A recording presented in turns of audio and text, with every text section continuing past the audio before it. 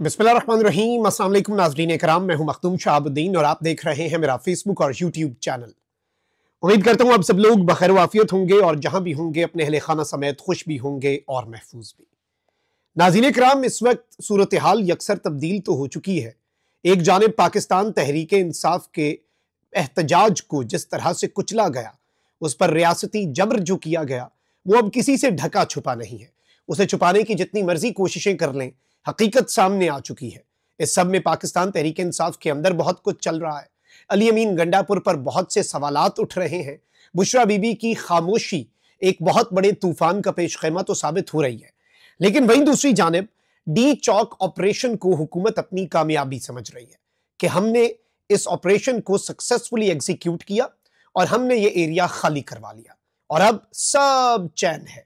रावी चैन ही चैन लिख रहा है, लेकिन इस सब के अंदर हुकूमत की इस पे बस नहीं हुई।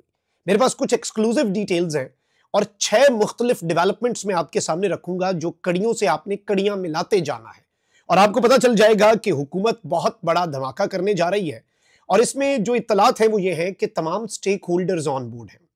तमाम स्टेक होल्डर्स का मतलब तमाम स्टेक होल्डर्स, मुक्तदरा भी, हुकूमत भी और जुडिशरी भी। यही वजह है कि आईनी बेंच के सामने जब केपी हुकूमत के वकील ने कहा कि आप अज खुद नोटिस लें, दोनों साइड पे हलाकतें हुई हैं, रेंजर्स के बंदे भी मरे, पुलिस के भी मरे, पीटीआई के भी मरे, आप इस पे नोटिस लें। उन्होंने कहा ये सियासी बात ना करें, लोगों का मरना सियासी बात है। तो इस वक्त आप ये समझ लें कि तमाम स्टेक होल्डर्स जो हैं वो ऑन बोर्ड हैं और आइंदा चंद यौम जो हैं, आने वाले चंद दिन बहुत ज्यादा अहमियत इख्तियार कर चुके हैं। उस हवाले से क्या होगा, 6 डेवलपमेंट्स आपको पूरा मंजरनामा क्लियर कर देंगी। लेकिन उससे पहले, जिस तरह मैं पहले भी आपके सामने ये अर्ज कर चुका हूं, हमारे चैनल की वीडियोस मोस्टली जो पाकिस्तान के अंदर यूजर्स हैं वो ये शिकायत करते हैं कि वीपीएन के बगैर वो इस्तेमाल नहीं कर पा रहे। तो इसमें होता यह है कि एक्सपर्ट्स के मुताबिक जो लोग ये वीडियो देख पा रहे हैं उनसे ये दरखास्त है कि इस वीडियो को ज्यादा से ज्यादा लाइक करें, कमेंट्स करें और चैनल को सब्सक्राइब करें ताकि फायरवॉल का असर जो है वो कम से कम हो सके। अब सबसे पहले नाज़रीन इकराम 2-3 चीजें। पहली डेवलपमेंट देखें, एक चीज आप याद रखिएगा, बलूचिस्तान की अगर हम बात करें, बलूचिस्तान के अंदर जो पॉलिटिक्स है वो हम सब जानते हैं कि किस तरह से होती है और वहां पर हुकूमतें कोई पॉलिटिकल पार्टी नहीं बनाती, वहां पर हुकूमत किसी और की होती है और वहां पर जीतने वाले तमाम तर लोग जो हैं, चाहे उनका किसी भी पार्टी से ताल्लुक हो, मेजॉरिटी जो है वो किसके साथ ऑन बोर्ड होते हैं ये हम सबको पता है। और वहां से ही जो पहली चीज उठती है उसे जरा आप समझ लीजिएगा कि किसका मिजाज है और किसका ख्याल है। ये पहली खबर, जो पहली डेवलपमेंट है, मुस्लिम लीग नून ने बलूचिस्तान असम्बली में पाकिस्तान तहरीक इंसाफ पर पाबंदी लगाने की करारदाद पेश करने का फैसला कर लिया। पाकिस्तान तहरीक इंसाफ पर पाबंदी की करारदाद एजेंडे में शामिल है और करारदाद जुमेरात के दिन पेश की जाएगी। इस सब में करारदाद मुस्लिम लीग नून के पार्लिमानी लीडर सलीम खोसा पेश करेंगे। करारदाद के मतन के मुताबिक पीटीआई 9 मई के पुरतशद्दुद वाक़यात की जिम्मेदार है। एक बार फिर पुरतशद्दुद कार्रवाइयां पीटीआई कर रही है। पीटीआई मुल्क में एक सियासी इंतशारी टोले की शक्ल इख्तियार कर चुकी है। हर शोबे को यह इंतशार मुतासर कर रहा है। वफाकी हुकूमत पीटीआई पर पाबंदी लगाने को यकीनी बनाए। हुक्मरान जमात जो विफाक में बैठी है उसी के, लेकिन बलूचिस्तान से यह उठना बहुत इंपॉर्टेंट है। दूसरी डेवलपमेंट, सेनेटर फैसल वाडा ने दावा किया कि पाकिस्तान तहरीक इंसाफ पर पाबंदी लगने वाली है। जियो न्यूज के प्रोग्राम हामिद मीर साहब के साथ कैपिटल टॉक में गुफ्तगू करते हुए कहा कि तहरीक इंसाफ पर पाबंदी लगने वाली है। जल्द ही पीटीआई से मुखलिस लोगों की पीटीआई पाकिस्तान बन जाएगी। फैसल वाडा ने कहा कि पीटीआई की मौजूदा लीडरशिप मुंह दिखाने के काबिल नहीं रही। पीटीआई से 9 मई कराना गिद्ध का काम था। गिद्ध ने ही बानी पीटीआई के जरिए 190 मिलियन पाउंड खाए। बानी पीटीआई के इक्तदार में गिद्ध ने गोगी गैंग से सारे काम करवाए। फैसल वाडा ने कहा कि एक खातून ने कहा कि डी चौक ही जाऊंगी, फिर वहां से फरार हो गई। संजानी में जलसे करने पर राजी हो जाते तो इज्जत भी रह जाती। बानी पीटीआई को बचाने की कोशिश कर रहा हूं और करूंगा। पार्टी के खात्मे के लिए बीबी की कोशिशें जारी हैं। तमाम लीडरशिप ने कहा कि इस खातून ने हमारे लिए मुसीबत बनाई। अली अमीन गंडापुर गिरफ्तार नहीं होंगे, लेकिन बुशरा बीबी गिरफ्तार होंगी। ये कौन कह रहा है? फैसल वाडा। अब इसके साथ एक और डेवलपमेंट भी ले लें। आज हम देख रहे हैं कि जिस तरह से चीज़ें बहुत तेज़ी से बदल रही हैं और जो आज का दिन है वो बड़ा इंपॉर्टेंट होने जा रहा है, जो 28 नवंबर जुमेरात का दिन है। लेकिन गुज़श्ता दिन में भी कुछ डेवलपमेंट्स हुई हैं। एक तो इमरान खान साहब की 9 मई के 8 केसेस के अंदर बेल का रिजेक्ट होना। फिर इसके साथ ही साथ एक और चौथी बड़ी डेवलपमेंट ये है कि इमरान खान साहब के ऊपर कत्ल का मुकदमा, और कत्ल का मुकदमा के साजिश जो है वो इमरान खान साहब ने अडियाला जेल में बैठ के बुनी। अब ये 2 स्टेटमेंट्स मैंने आपके सामने रख दी और 2 चीजें जो हुई हैं वो आपके सामने रखी। ये टोटल हो गई जी 4 डेवलपमेंट्स। अब आ जाए अगली 2 डेवलपमेंट्स के ऊपर जिनसे आपको चीजें मजीद समझ आ जाएंगी। अब एक जानिब तो जो टाउट सहाफ़ी हैं वो भी लॉन्च कर दिए गए, और बल्कि अभी आप ये देखें कि पीटीआई के खिलाफ सख्त से सख्त कार्रवाई, और इमरान खान साहब जो हैं उनके ऊपर कोई बगावत का मुकदमा या आर्टिकल 6 जो है उस हवाले से तैयारियां और बहुत कुछ इस वक्त चल रहा है, अंदर खाते उस पर काम हो रहा है। लेकिन इसमें ये चीज़ है कि बल्कि मंसूर अली खान जो है उनके प्रोग्राम में गरीदा फारूकी आई। गरीदा फारूकी साहिबा ने कहा कि इमरान खान की गर्दन के गिर शिकंजा और फंदा मजीद कसा जाएगा। गरीदा फारूकी साहिबा के ऊपर फिर मंसूर अली खान साहब ने कहा कि अल्लाह माफ़ करिए, क्या बात कर रहे हैं गर्दन पे फंदा। तो गरीदा ने कहा नहीं नहीं, मैं मुहावरतन बात कर रही हूँ, लेकिन बहुत मुश्किलात होंगी और पीटीआई हालत नज़ा में है। अभी जो हालत नज़ा है ये भी आप समझ जाएं कि पीटीआई पर पाबंदी के हवाले से चीज़ है।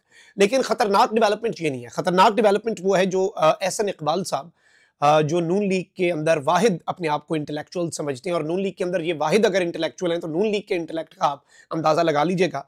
एहसन इकबाल साहब कहते हैं कि विफाक के खिलाफ बगावत करने पर खैबर पख्तूनख्वा में गवर्नर राज लगना चाहिए।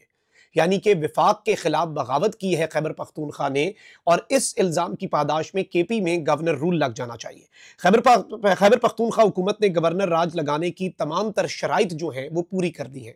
एहसन इकबाल साहब का ये कहना है कि जो प्री रेक्विजिट्स हैं जो हमें फोर्स करते कि हम गवर्नर रूल लगाएं, वो सारे के सारे प्री रेक्विजिट्स जो हैं वो इन्होंने पूरे कर दिए हैं।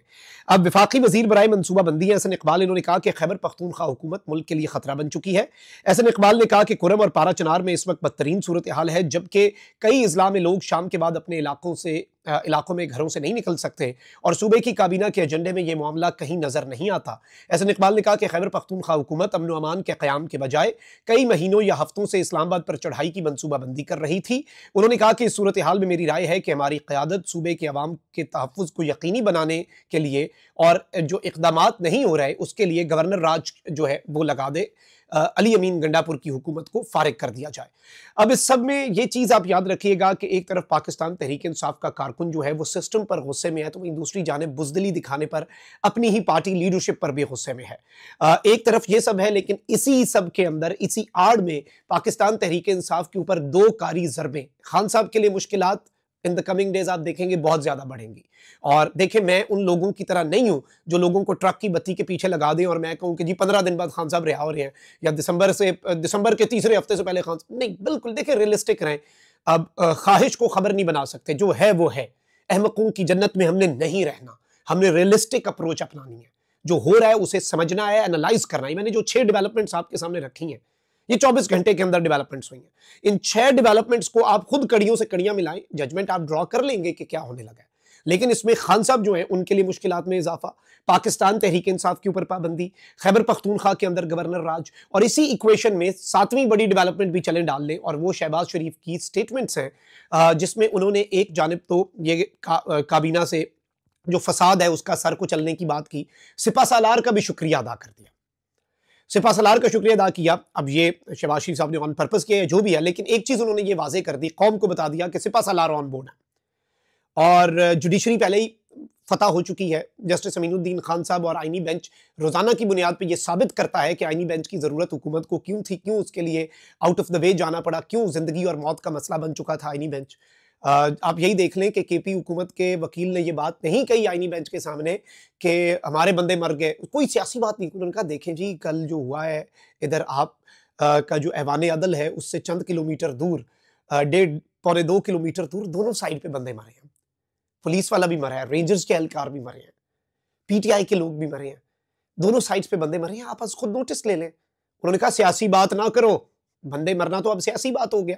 तो यहीं से आप समझ जाएं कि तमाम स्टेक होल्डर्स जो हैं पीटीआई के खिलाफ उठाए गए इन इकदामात या उठाए जाने वाले ये इकदामात जो हैं इनमें ऑन बोर्ड नजर आ रहे हैं। ये बड़ी खबर है, इस चीज को समझना है, इन सारी डेवलपमेंट्स को इस इक्वेशन में डाल के, और 24 आवर्स के अंदर ये होने वाली तमाम डेवलपमेंट्स हमारे जहन को क्लियर करती हैं कि इस वक्त होने क्या जा रहा है इन द कमिंग डेज। अपना बहुत ख्याल रखिए। अल्लाह निगहबान, पाकिस्तान जिंदाबाद।